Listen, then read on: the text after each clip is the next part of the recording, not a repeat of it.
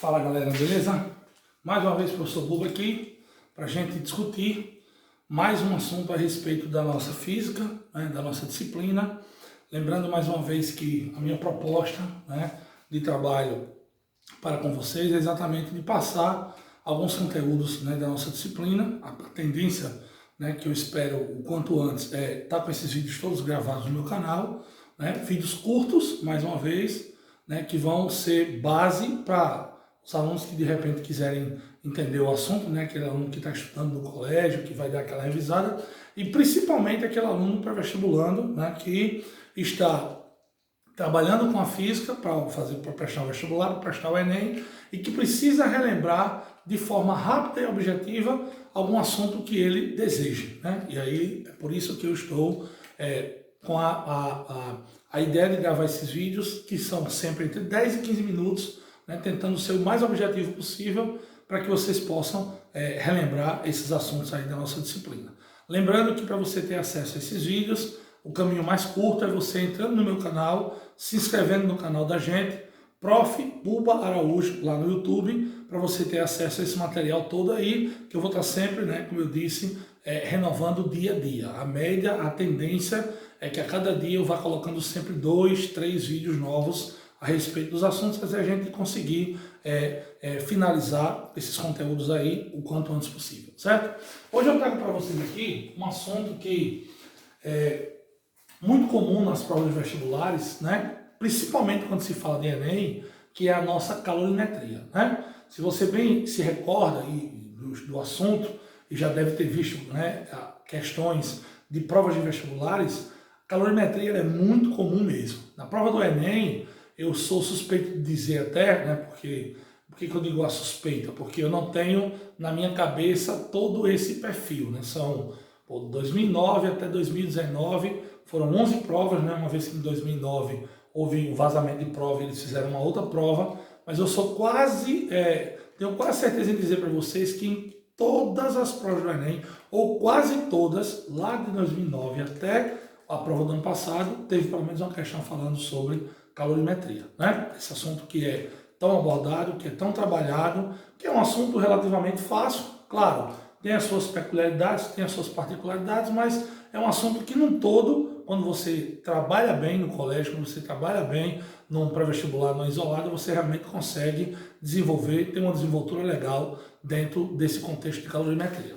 Então, só lembrando que a calorimetria, ela vai trabalhar exatamente com que ideia, A gente trabalha, a gente está vendo alguns assuntos, Por exemplo, eu gravei 2 aulas ontem falando a respeito de dilatações térmicas, anteontem eu tinha gravado a respeito de termometria, então eu estou trabalhando alguns assuntos que estão dentro de uma parte da física chamada termologia. E a termologia é o estudo do calor e suas aplicações. Só que na calorimetria em si, a gente vai calcular de fato essa quantidade de calor. Só que lembrando que, dependendo daquilo que vai se manifestar sobre o corpo, a gente pode ter 2 formas de calor na natureza. Uma chamada calor sensível e a outra chamada calor latente.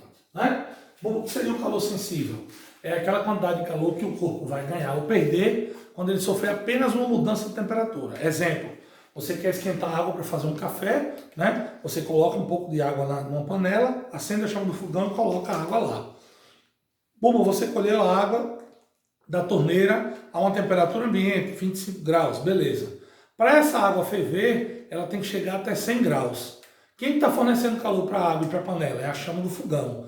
Então, de 25 graus até chegar a 100, a água vai receber o quê, minha gente? Calor sensível, certo? Então, quando o corpo sofrer ou ganhar ou perder calor sensível, ele vai ter essa mudança de temperatura. Beleza, Buba?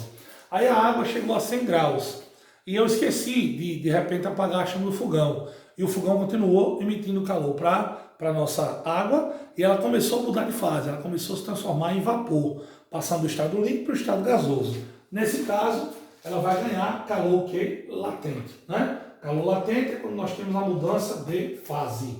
Lembrando que uma única substância ela não pode ter simultaneamente calor sensível e calor latente. Não, você pode ter 2 substâncias, uma ganhando ou perdendo calor sensível, a outra ganhando ou perdendo calor latente. Mas uma única substância, isso pode acontecer de forma sucessiva, mas ao mesmo tempo você ter o sensível e o latente, não ocorre. Isso quer dizer o quê? que a gente vai ter mudança de temperatura e não vai ter mudança de fase, e a gente vai ter mudança de fase e não teremos mudança de temperatura, beleza?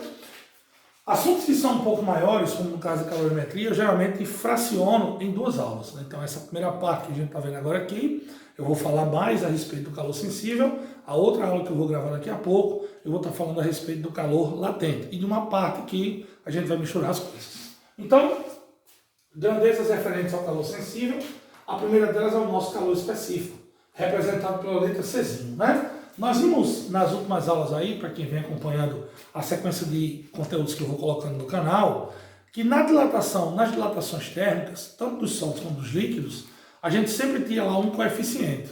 Podia ser linear, superficial, volumétrico para o sólido e volumétrico para os líquidos.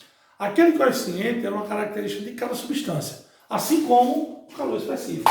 O calor específico ele vai ser uma grandeza que seria mais ou menos assim, é a quantidade de calor que eu preciso fornecer para uma substância para pegar 1 grama dela e variar a temperatura em 1 grau Celsius, certo? Então, cada substância que a gente vai trabalhar aqui vai ter um valor de calor específico diferente. Bomba! Eu preciso lembrar desses valores de jeito nenhum, com exceção de quem? Da água. Calor específico da água ele vale quanto?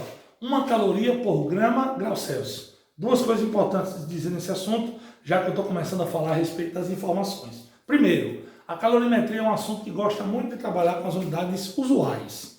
Então você não vai ter aqui uma obrigatoriedade de trabalhar com o sistema internacional. Você vai ver que as unidades são mais tranquilas, são mais soltas. Massa é muitas vezes em grama, temperatura em graus Celsius, né? Mais as unidades usuais, certo? Uma outra coisa, o calor específico, de novo eu disse, é uma grandeza que vai determinar cada substância, e o maior valor que a gente tem na natureza é o calor específico da água, e vale 1. Você diz, pô, mas é um valor tão pequeno, 1 é um número quase que irrisório, pensando matematicamente assim.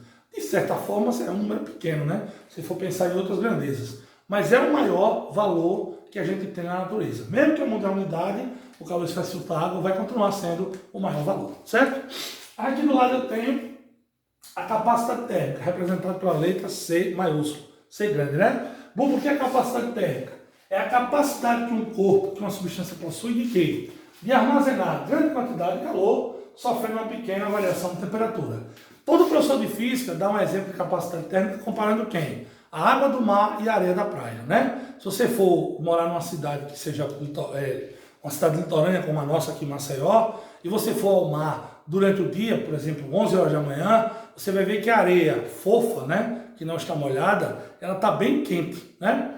E aí quando você corre para o mar, você mergulha na água, você sente logo aquela diferença de temperatura. A areia que está bem pertinho da gente ali está pegando fogo, como a gente fala no popular, e a água do mar está relativamente fria. Por quê, boba? Porque o calor específico da água, como ele é grande, isso vai propiciar a água a ter o quê? Uma grande capacidade térmica. Ou seja, ela armazena muito calor durante o dia e vai liberando em pequenas quantidades. Isso dá uma diferença de temperatura, uma variação de temperatura pequena, né? Diferentemente da areia, que tem um calor específico pequeno. Ela recebe calor do sol e quase que libera instantaneamente. Por isso que ela esquenta muito. A água do mar à noite continua liberando calor. Continua liberando calor que ela absorveu durante o dia. Já a areia da praia à noite esfria completamente, certo? Então, capacidade térmica, quantidade de calor pela variação de temperatura ou pode ser a massa do corpo pelo seu calor específico. Lembrando que a capacidade térmica é dada em calorias por grau Celsius, certo? Aí vem a chamada equação fundamental da calorimetria, também conhecida como a equação do calor sensível, para a gente calcular a quantidade de calor sensível que o corpo vai estar ganhando ou perdendo. A famosa forma do quimacete, né? Como a galera gosta de chamar. O M é a massa do corpo, o Czinho é o seu calor específico, a variação de temperatura é representada pelo ΔT. Lembrando, mais uma vez, assim como em dilatação, quem vai dizer para a gente se o corpo está ganhando ou perdendo calor é a mudança de temperatura. Se a temperatura aumenta, quer dizer que o corpo está recebendo calor, ele está ganhando calor, né? Se a temperatura diminui, quer dizer que esse corpo vai estar cedendo calor, ele vai estar liberando calor, beleza?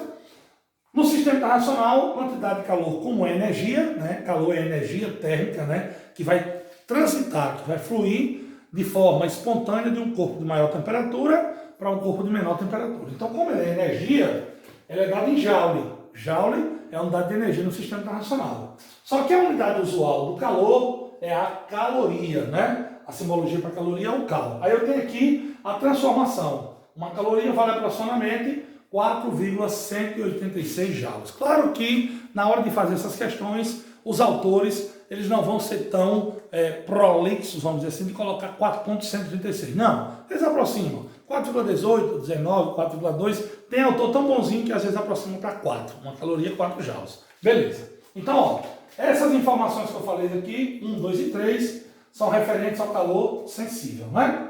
Aí eu tenho ali agora a potência térmica. Gente, se você for fazer um apanhado das questões do Enem, falando a respeito de calorimetria, você vai ver que a maioria delas estava relacionada à potência, né? E, Buba, quando é que eu posso ter aquele estalo, quando é que eu posso ter aquele feedback, né, vamos dizer assim, na questão para observar que ela vai trabalhar com a parte de potência? Quando o cara fornecer para a gente quem? Tempo. Tanto é que eu gosto de colocar ó, ΔT para temperatura e tempo eu coloco por extenso mesmo. Tem gente que bota Δθ para temperatura, ou T grande para temperatura, T pequeno para tempo, tanto faz a forma que você vai chamar. Então a potência desse corpo, ou com que essa fonte está fornecendo calor, vai ser a quantidade de calor por intervalo de tempo. Lembrando que potência no sistema internacional é dada em watts, ou watts, né? E aí vamos lembrar que um watts ou um watt é a mesma coisa que um joule por segundo. Só que mais uma vez, eu digo para vocês que essa potência ela pode ser trabalhada em unidades do usual, né? Que a gente chama de usuais, unidades que mais se trabalham. Então eu tenho calorias por segundo, quilocalorias por segundo, calorias por minuto e quilocalorias por minuto são as mais trabalhadas, beleza? Mais uma vez está aqui nosso tempo aí entre 10 e 15 minutos, falando dessa primeira aula a respeito de calorimetria. Já na sequência agora eu vou gravar a segunda aula. Não deixem de seguir o nosso canal. Vai lá no YouTube, Prof. Buba Araújo, você vai seguir, vai estar sendo informado das notificações que a gente vai estar colocando a priori, né, esses vídeos com a parte teórica. Depois a gente vai começar a resolver também aqui algumas questões, beleza? Valeu, galera, um abraço.